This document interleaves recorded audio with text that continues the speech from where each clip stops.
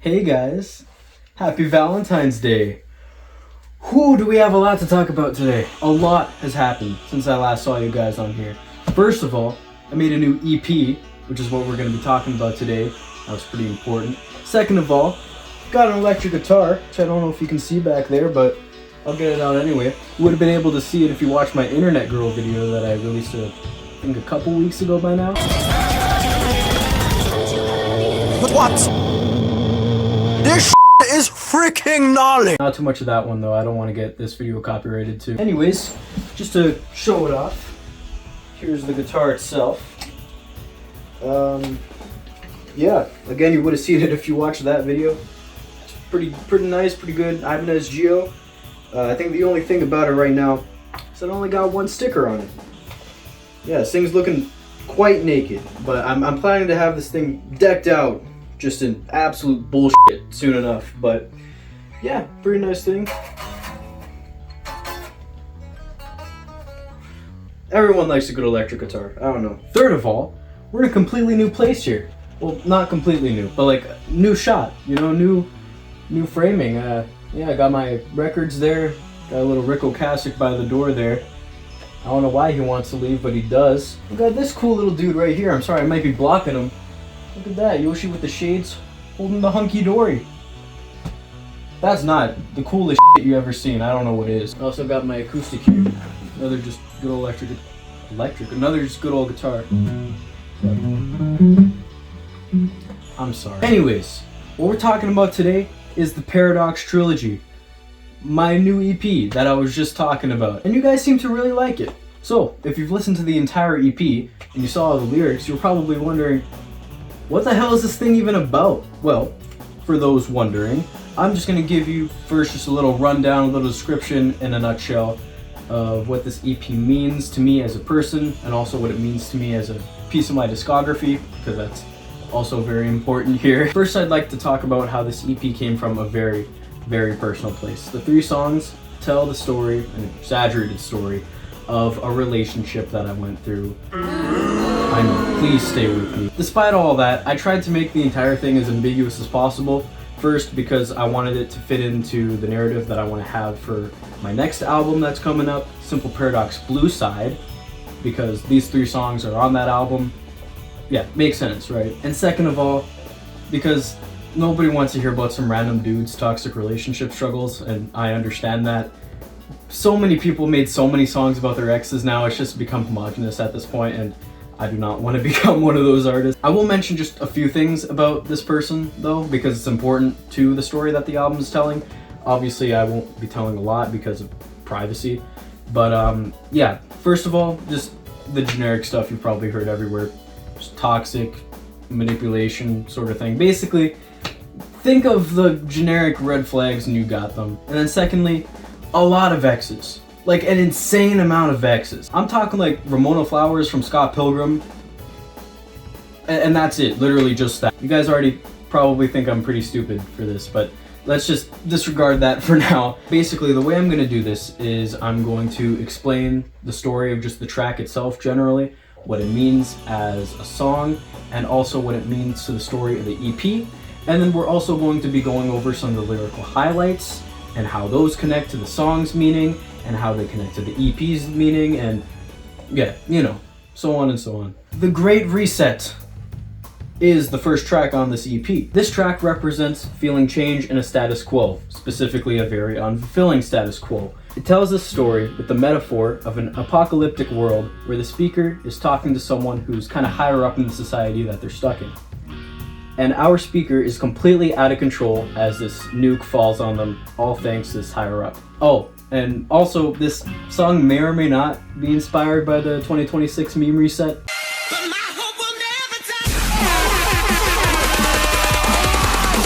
Am I sad that the reset lasted basically 2 weeks? Absolutely, but I got the song out of it, so I think it was worth it. Now for the lyrics. Put them up on screen, and then you'll guys hear me singing it. So, yeah. Apocalypse is rising, I see it from the edge. My world falls before my eyes. I think it's pretty obvious what this song is referring to metaphorically, but more broadly, this world that they're talking about is the status quo. You know, whether it be toxic relationship, perhaps, maybe just a destructive society, or maybe just a generally unfulfilling life. You know, like that's what this lyric means, basically. When one falls, another one collapses. You hold them like puppets from a string. Remember how I mentioned this person had a bunch of exes? Yeah, I think it's pretty obvious what I'm talking about here. No matter how many times you watch for your eyes, you can't see the pattern repeating. Okay, now from the last one, you probably think that I'm pretty bad at explaining lyrics at this point, but I promise that this one will be a little better. Just please keep with me here. The meaning of this one ties into the lyric right before it, but there's something with the lyricism on this one specifically that I wanted to point out. Punctuation is so important in lyricism, whether it be poetry, whether it be lyric writing. Literally, poetry is such an important thing that you really don't find utilized a lot these days. Notice how the line here is a question. It doesn't seem that important at first, but let's dive into it. The line isn't directly stating a point. It's questioning the figure that the speaker is talking to. It's not just saying, like, hey, you do this. It's saying, like why can't you see that what you're doing is wrong? You know, like, it's making conflict with the figure, you know? It's not just saying something, it's trying to be a little dramatic with it, you know? Also, funny, this is the second time I'm bringing up Internet Girl in this video, but this wonderful person made a wonderful cover of the not so wonderful song Internet Girl, where she also utilizes some really good punctuation in her lyricism. I would like to specifically point out the line, "It's the internet girl," or "It's the internet girl." And in the context of the song, which is supposed to talk about how women are unfortunately objectified a lot on the internet, like, just looking at that, like, wow, that's f***ing genius, you know? And it's just a comma. The comma is the only thing that made a difference. Punctuation, everybody. Give a hand. Fucking impressed. Her example is a lot smoother and broader than what I did on my song, and it was probably a better example, which is why I'm happy to point it out. But yeah, please go check out this person. Their cover's amazing. They got a great voice, and they made a lot of other covers too. They just literally make songs better. Like, that's awesome. And yeah, shout out to them. It always somehow boils down to Cat's Eye nowadays. They were at the Grammys. Why wasn't I at the Grammys? Oh yeah, I'm 15. They don't even have that many good songs. I mean, Game Boy was pretty good. You're just a Game Boy, I'm trying to play boy, I'm thinking about you. Alright, next lyric. You're trying to make me one of them, whether you see it or not. Trapped prize hiding your grave. As I mentioned earlier, this person was pretty manipulative. That's what this line is trying to convey. Going back to the puppets from a string line, it's supposed to represent, you know, power, like how someone controls like a marionette, you know. That's what this line is supposed to kind of convey here too. It's like how the speaker is trying to go against this person, you know, like, I'm not gonna let you take control of me because I can see what you're hiding. Yeah, that's about it. The next track that we have is Happy Couples. Now this track actually isn't individual, but we'll talk about that later. This one has a very, very specific story. And unfortunately, it is kind of a love song, love adjacent. Hear me out here. We know how many songs there are about being single and wanting love, right? Let's see from my list here. We got Somebody to Love, I Get Lonely, Teenage Dirtbag. Oh no, oh man. Okay, I'll say it. If you're wondering if I want you to, in brackets, I Want You To by Weezer.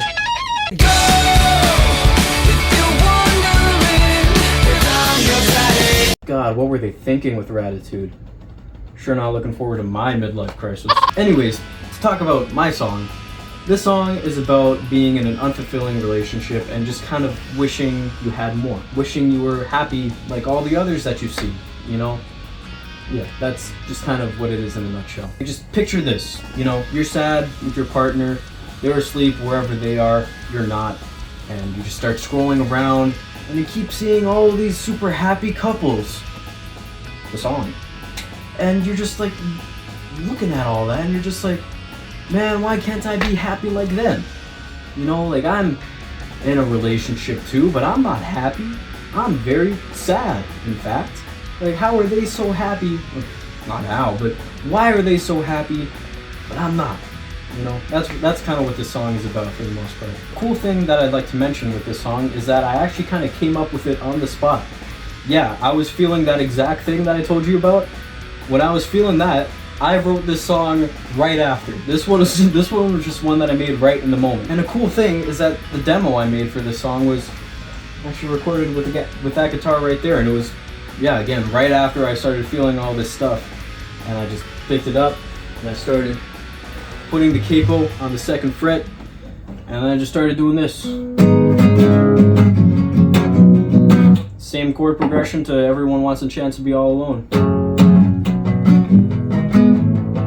And probably a bunch of other songs, but I only know that niche one. Anyways, why that's notable on this one is because a lot of the lyrics from that demo, which I was just improvising, actually made it into the final product, because why not? It's funny. For example, the lyric, "How have you seen what I haven't told before? Why can you see just what I hear?" There's no extra meaning to that. I have no fucking idea what that means. Just came up with it on the spot. I was hooting and hollering and I just thought it sounded good. I wish there was more. Though, there are a few verses from that demo that did make it onto the final product too, that I am pretty happy with. Why is it so hard to be fulfilled in this life? Why can't I hold myself to you? Why is it so hard to be fulfilled in this life? Why can't I hold myself to you? Which goes over what I was just talking about, basically. Questioning why you're not in something happier. You're in a relationship. Why aren't you happy in it? You know, everyone else is happy in their relationship. Why can't I be happy with mine? You know? And then finally, here's a lyric I came up with after that demo, in the studio, if you want to say that. Winning drives you crazy, the success has been my death. Winning drives you crazy, the success has been my death. That was one that was in my notes app for a while. I was just waiting to be able to use that in something. Just the concept of like failing somehow in your success, or just like being so sad in your success, you know, it's an interesting concept to me. You know, like even though you're winning and you should be happy, like it's just driving you crazy. Like you need to fail sometimes, you know? It means nothing for the song though. But yeah, those are the only few lyrics I'm gonna mention for this song. This song was obviously very instrumentally focused and instrumentally heavy. The lyricism wasn't that much of a focus. I took some lyrics from the goddamn demo. What were you expecting? But yeah, I think it's safe to say that the main focus on this one was the Heavenly Bridge that I made for it.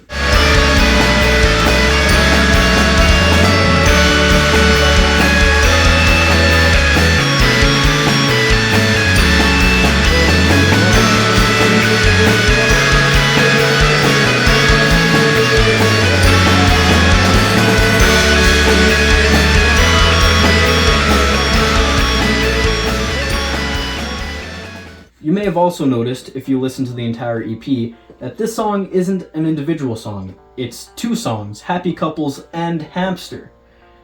This song is 10 minutes long, 10 and a half minutes long.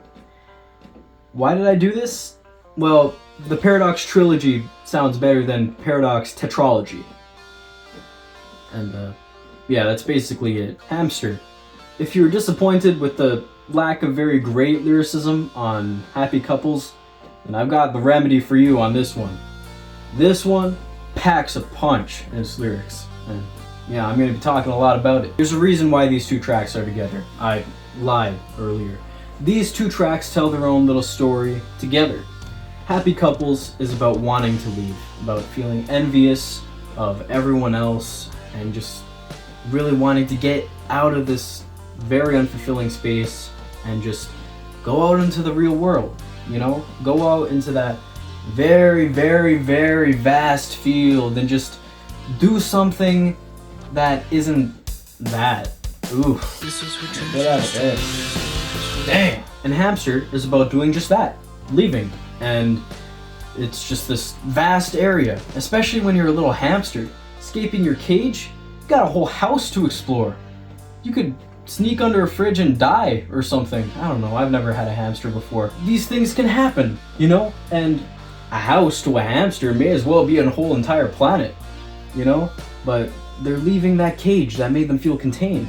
So even though they have no idea where they're going or where to go, maybe the exploration and all that wonder is what's keeping them going.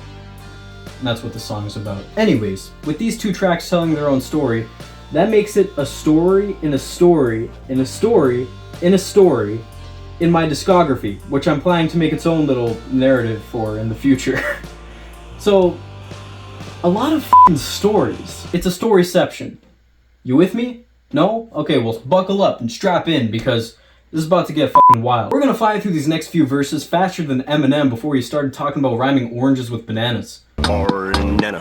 Holy shit, that song stank. Anyways, let's go. A hamster has escaped his cage. They couldn't even catch his name. He don't know what lies in his wrath. He don't know what lies hidden. This hamster is lost as f***, but at least he left what made him unhappy, right? I can't escape my cage. The world looks so happy. Wait, I can't escape my cage. We aren't the hamster? No, that would be ridiculous. Why would we be a hamster? Or are we? I wanted to make a sort of perspective change in the song, which suggests that our main speaker is literally dreaming of being a lost hamster who can't find his way around this huge landscape, a million times the size of him, that also just happens to be the entirety of this world outside his little cage. Our speaker would rather be a lost hamster than to stay in this relationship, and he feels incredibly isolated. I really wanted to convey that here. Should I be responsible for the life that you used to have? Now obviously this one goes incredibly f***ing hard, but it's also a bit iffy to talk about, so I'm going to be a little vague intentionally for the sake of privacy, obviously. Like, again, it feels fake that I'm talking about this. It feels fake, but unfortunately it was real. Basically, back to the Scott Pilgrim thing. You know how she's Ramona Flowers? She literally had evil exes. I'm not fucking joking. Anyways, this person from her past, like years and years in the past, happened to be extremely entitled and was almost like stalking us online. It was really, really weird. And I remember I was like legitimately just spiraling as all this went down because obviously this person's been through this sort of thing a lot with relationships and such, but this was my first full-fledged relationship. You know, I was at level 1 and I was on the maximum difficulty without a tutorial. What the fuck am I supposed to do? I was getting tragic lore drops from people from this person's past left and right. I'm telling you, it was legitimately Scott Pilgrim. That's me right there. That's me! So yeah, that line right there, just individually, kind of sums up the entire song, if not the entire EP. And yeah, it's a hard hitter for a reason. I have been disturbed for once. I am comfortable. For the second line, it was another ancient pluck from the notes app. It's obviously a play on the little quote, art should disturb the comforted and comfort the disturbed. You know, I've been disturbed and finally I'm able to be comfortable. You know, that's what that line's referring to. I write down little cool quotes that I come up with in my notes app and then just wait for the exact moment to use them in a song. I find it really funny here how these two lyrics, even though they both hit pretty hard, one is about a very, very important thing, and another one was one that was waiting in my notes app for like 3 months. It's a pretty stark contrast, yet they both work so well together.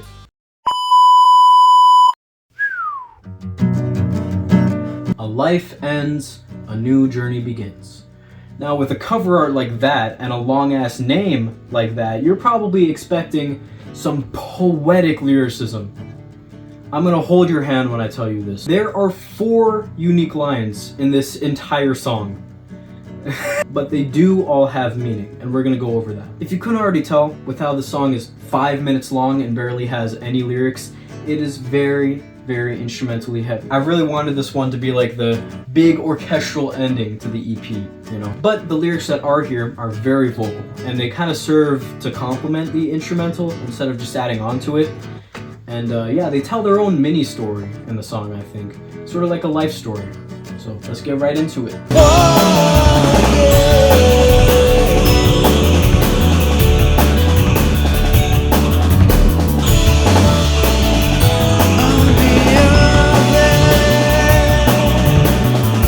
This is a commentary on life. You know, it's talking about how one day in life you'll be up on that stage. You'll be the number 1 on the podium. You'll have the wealth, you'll have the strength, you'll have the power. Why? Because you earned that shit, you know? You're a hard worker, you deserve that stuff. But then...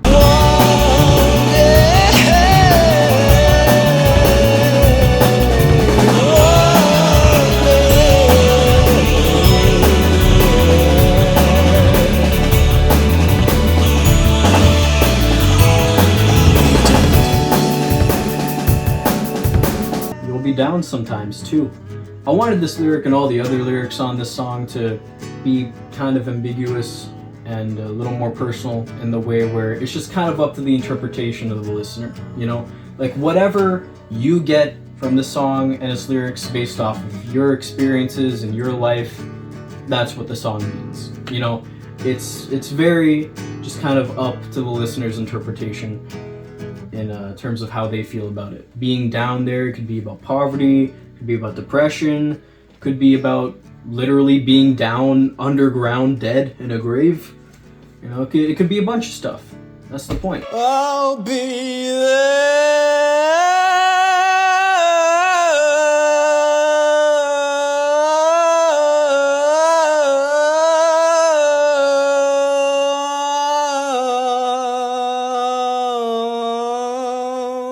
After all is said and done, after your entire life has been lived, you should at least be able to tell yourself that you made a presence. For whatever you wanted to do, you put in the effort. You put in that work, and you shined. You shined so goddamn hard, you blinded people. I'm impressed. And then, that's it. That's the entire EP. Start to back. We just went through that whole thing. Wow, I'm proud of you. Good job. Good on that one. Until the whole album, Simple Paradox Blue Side, think of this EP as a bit of a pit stop. These are 3 of the most personal songs that I've ever written. And I'm planning to only add on to that list with this next album. So stay tuned. What else is there to come on the next album, you may ask? Well, there's a lot. There's going to be so much on this album that, just as a warning, it might be quite inconsistent throughout, at least sonically. Just for some contrast, obviously you've heard some of the EP on this video. That will all be on Blue Side near the end. But if you saw that Friday Night Funkin' video that I posted on the 29th,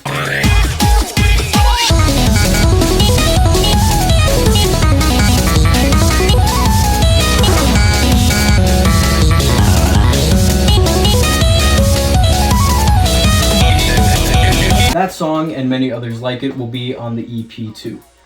Unfortunately, I don't think I'll be able to get Tankman and Boyfriend on it, but maybe in a deluxe edition. On the entire thing throughout, there'll be some industrial rock, going into some techno dubstep, like that one, into some alternative rock, and maybe even some pop rock right at the end. What I'm trying to say is that this is going to be my most ambitious showing to this date. And I really hope you guys are excited for it, because I'm really excited for it personally. There might also be some features on this one. Collaboration, we love to see it, and I'd love to have it. What? And there might also be some features on this one too. Collaboration, you love to see it, and I love to experience it.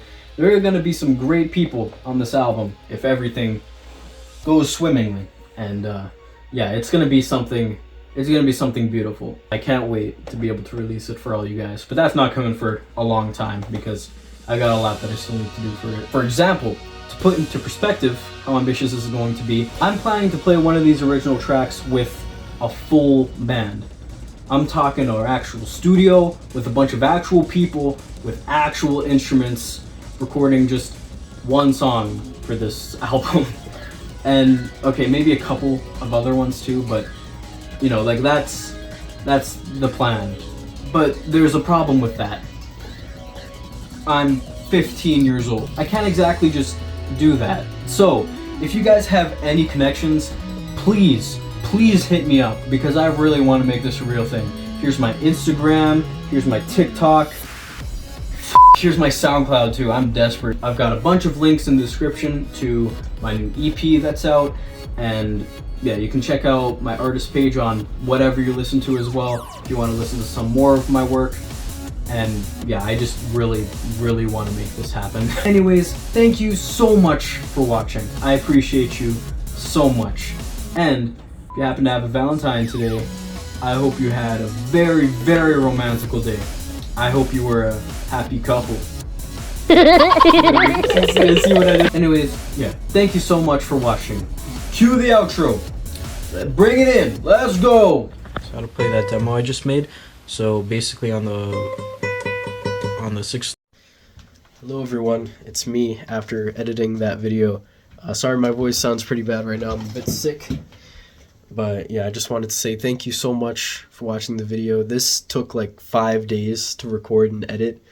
And yeah, it's the first ever video that I've ever made, even just in the outside of the music journal thing. First video that I've ever made with a script, so that's why there was a bunch of cuts and stuff, and why it looked a bit more professional. At least I hoped it looked a little more professional than my other videos. But yeah, this one was a huge process to make because I was originally making it all on my old phone, and then my old phone screen cracked, like really cracked. I'll put a video of what it looks like down there, but yeah, like I obviously couldn't record videos on it anymore, so I needed to get a new phone.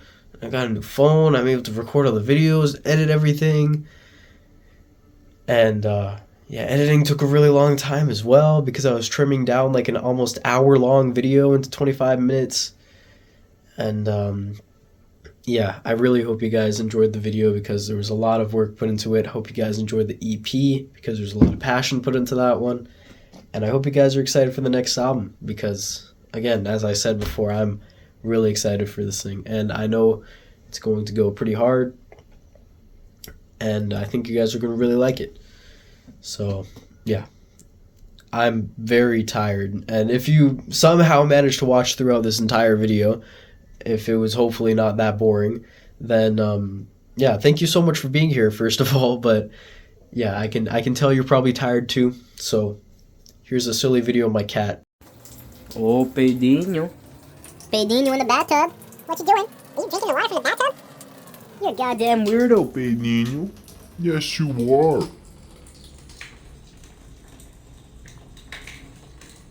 I caught you lacking. Don't think you can escape now. I got you in 4K. Or maybe like 1080 at best. I don't know. Yeah, I'm talking to you.